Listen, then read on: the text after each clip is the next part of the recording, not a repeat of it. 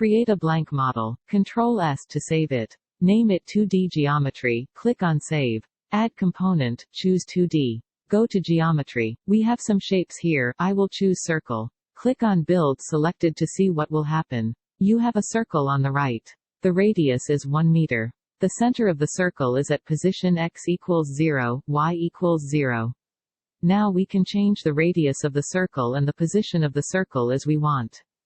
Build selected. Click on Zoom Extents icon to see. This is a very useful icon, by the way.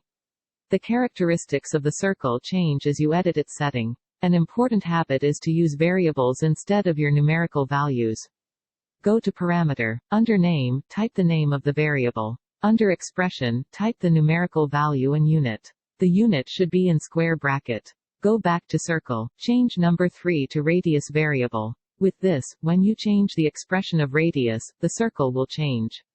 For example, go back to Parameter, change the expression to 2 meters. Go to Circle, click Build selected. The circle changes its radius to 2 meters. You may not see the benefit yet, but when you do big projects, this habit helps a lot. Another fast way to create 2D geometry is to use Sketch. Choose Circle, then just start drawing. You can also change the setting of this circle similar to the first circle. Ctrl S to save the file. That's it for this tutorial. See you in the next tutorial.